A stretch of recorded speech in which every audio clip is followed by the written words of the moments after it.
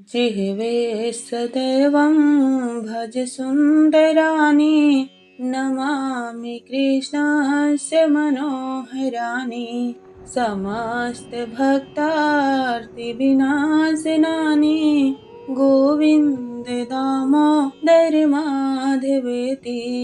अर्थात हे जिह्वा, तू सदैव ही श्री कृष्ण के इन मनोहर नामों गोविंद, दामोदर, माधव का जाप कर, जो अपने भक्तों की समस्त बाधाओं का विनाश करने वाले हैं। जय माता रानी। दोस्तों, राधे राधे। आपके अपने चैनल श्री प्रभु कृपा में आपका बहुत बहुत स्वागत है। भगवान श्री कृष्ण और श्रीमती राधा रानी की कृपा सदैव आप और आपके समस्त परिवार पर सदा सर्वदा बनी रहे। प्रिय भक्तजनों, पौष मास का विशेष संबंध भगवान श्री कृष्ण, भगवान सूर्य और विभिन्न तीर्थों से जुड़ा हुआ है। पौष माह में विशेष रूप से तीर्थ यात्रा, व्रत, उपवासी और पूजा का महत्व है। पौष माह में सूर्य की उपासना विशेष रूप से पौष पूर्णिमा के दिन बहुत महत्वपूर्ण मानी जाती है। इस दिन को पौष पूर्णिमा व्रत के रूप में मानते हैं। इस दिन गंगा स्नान और सूर्य पूजन का विशेष महत्व है। पौष माह में गंगा या किसी अन्य पवित्र नदी में स्नान करने से पुण्य की प्राप्ति होती है। पौष माह में भगवान श्री कृष्ण की पूजा विशेष रूप से की जाती है। साथ ही इस माह में श्री कृष्ण के बाल लीला का आयोजन भी बड़े धूमधाम से होता है। इस माह में विशेष रूप से व्रत और उपवास रखने का महत्व है। विशेष रूप से महिलाएं इस माह में व्रत करती हैं ताकि उनके घर में सुख, शांति और समृद्धि बनी रहे। प्रिय भक्तजनों, इस माह में दान करना भी बहुत शुभ माना जाता है। विशेष रूप से अनाथों, ब्राह्मणों और गरीबों को दान करने से पुण्य की प्राप्ति होती है। पौष मास धार्मिक, मानसिक और शारीरिक शुद्धता को बढ़ाता है और भगवान की कृपा से जीवन में सुख और समृद्धि लाता है। प्रिय भक्तजनों, आज की कथा हमें दान और तपस्या के महत्व को समझाती है। यह कथा है सूर्यवंशी राजा रघु, जो भगवान राम के पूर्वज और रघुवंश के संस्थापक माने जाते हैं। राजा रघु की सत्यनिष्ठा और दानशीलता के किस्से सदियों से हमें प्रेरित करते आ रहे हैं।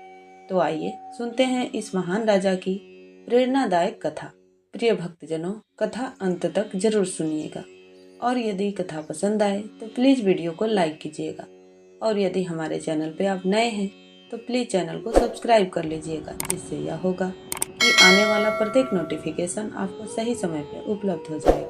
और हाँ दोस्तों, कमेंट में राधे राधे जरूर लिखिएगा। राजा रघु सूर्यवंशी थे और अपने पराक्रम के लिए प्रसिद्ध थे। उन्होंने कई युद्ध जीते, लेकिन कभी भी अधर्म का सहारा नहीं लिया। उनकी प्रजा उनसे अत्यंत प्रेम करती थी क्योंकि वे न्याय प्रिय और दयालु थे। राजा रघु का एक ही उद्देश्य था, अपने राज्य को धर्म और सत्य के मार्ग पर चलाना। वे कहते थे, धर्मो रक्षति रक्षिता, अर्थात धर्म की रक्षा करने से वह हमें भी सुरक्षित रखता है। एक बार राजा रघु ने अश्वमेघ यज्ञ करने का निर्णय लिया। यह यज्ञ इतना भव्य था कि चारों दिशाओं के राजा इसमें शामिल हुए। यज्ञ की समाप्ति पर राजा रघु ने अपना सारा धन दान कर दिया, लेकिन एक ऋषि ने उनसे स्वर्ग मांगा और तब तक उनकी तिजोरी खाली हो चुकी थी। राजा रघु ने ऋषि से कहा, हे मुनिवर, मैं आपके लिए धन की व्यवस्था करता हूँ, कृपया कुछ समय दें। राजा ने भगवान कुबेर का ध्यान किया और उनके आशीर्वाद से ऋषि की इच्छाएं पूरी। यह घटना राजा रघु की दानशीलता का सबसे बड़ा उदाहरण है। प्रिय भक्तजनों, एक समय ऐसा आया जब राजा रघु ने राजपाट त्याग कर तपस्या का मार्ग अपनाया। वे गंगा किनारे एक जंगल में रहने लगे और कठोर साधना करने लगे। उनकी तपस्या से स्वयं भगवान विष्णु प्रकट हुए और भगवान विष्णु ने कहा, हे रघु, तुम्हारा जीवन धर्म और तपस्या का आदर्श है। तुम्हारा वंश संसार के लिए प्रेरणा रहेगा। तुम्हारे वंश में भगवान राम का अवतार होगा। जीवन में धर्म और दान से बड़ा कुछ भी नहीं। तपस्या और निस्वार्थ सेवा से ही ईश्वर को प्रसन्न किया जा सकता है। पौष मास में सूर्य देव और भगवान विष्णु की पूजा का विशेष महत्व है।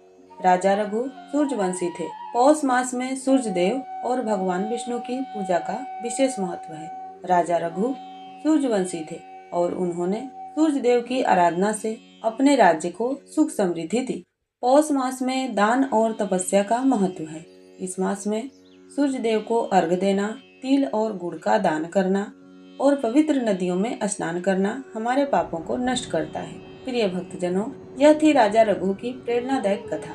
यह कथा हमें सिखाती है कि धर्म, दान और तपस्या से हमारा जीवन उज्जवल हो सकता है। दोस्तों, यदि आपको यह कथा अच्छी लगी हो तो हमारे चैनल को सब्सक्राइब करें और वीडियो को लाइक करें और ज्यादा से ज्यादा शेयर करें। और हाँ दोस्तों, नीचे कमेंट बॉक्स में जय श्री हरि, जय सूर्यदेव जरूर लिखें। क्या आप जानते हैं कि पौष मास में सूर्यदेव की पूजा करने से कौन कौन से लाभ मिलते हैं? हमें कमेंट बॉक्स में बताएं। और यदि नहीं जानते तो भी बताएं, हम आपके लिए इस पे एक नया वीडियो लाएंगे। तो जुड़े रहिए हमारे चैनल के साथ ऐसे ही पवित्र कथाओं के साथ। मिलती हूँ आपसे कल के अध्याय में एक नए पवित्र कथा के साथ। तब तक के लिए जय श्री राधे।